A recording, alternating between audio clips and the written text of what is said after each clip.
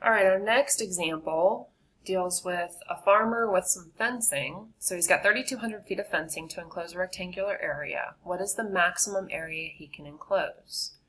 All right, so this time we're dealing with area. Anytime you can draw a picture, it's a good idea to draw a picture.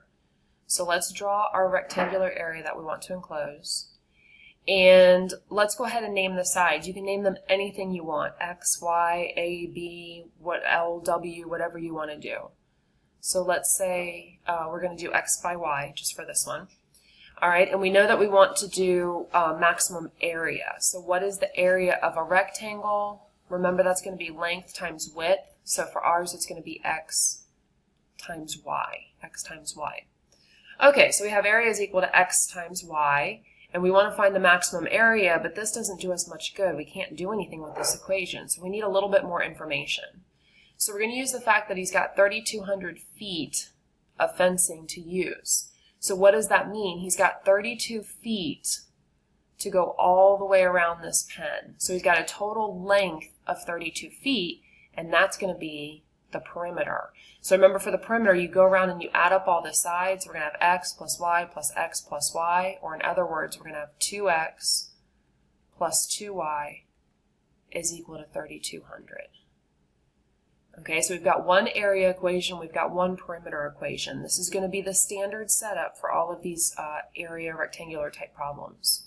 Now, what do we do from here? Well, we need to, remember what we're trying to do is get the maximum area, so we need to get this into terms of one variable, either X or Y, and it really doesn't matter which one you want to do. Some of the problems will be easier for one than the other. So looking at the second equation, we either need to get X or Y by itself and then make a substitution. So let's just solve for X. Again, it's just a matter of preference, whichever one you want to do. So I'm going to move the 2y over,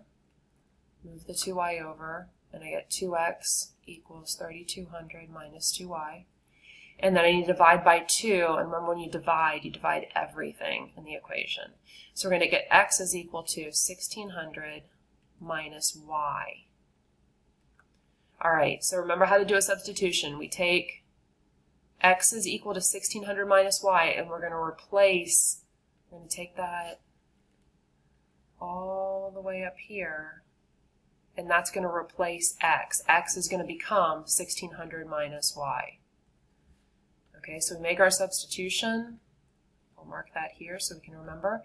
And we've got a is equal to 1,600 minus y times y. Okay, so there's our answer, or in other words, we could also write this as 1,600y minus y squared if we distribute. And if you want to, you can put it in the correct order of a quadratic and put the square out front. We'd have negative y squared plus 1,600y. Any three of those answers would be perfectly fine if you were asked to find the area. Okay, so what are we trying to do? We are trying to find the maximum area. We're trying to find the maximum area. So when you see maximum, you think vertex, and you think negative b over 2a.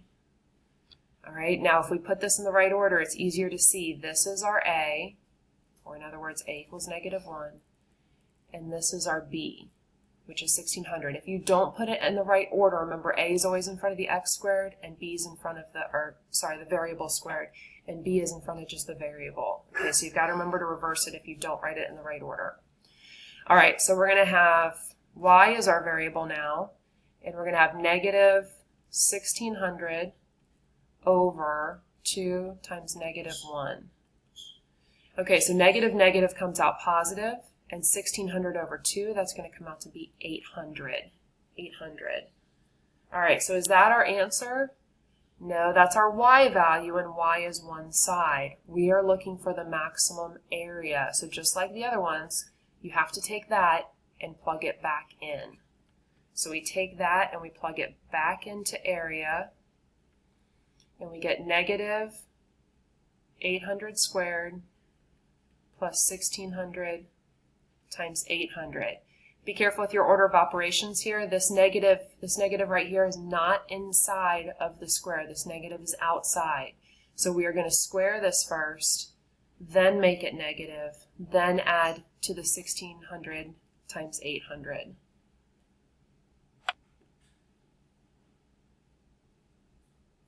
Okay, and when I put that into my calculator, I get, so I put negative 800 squared plus 1600 times 800 in the calculator, and I get 640,000. So 640,000, and our unit right here is in feet. So our answer is going to be in feet squared. Feet times feet is equal to feet squared. So our final answer, maximum area, is 640,000 feet squared.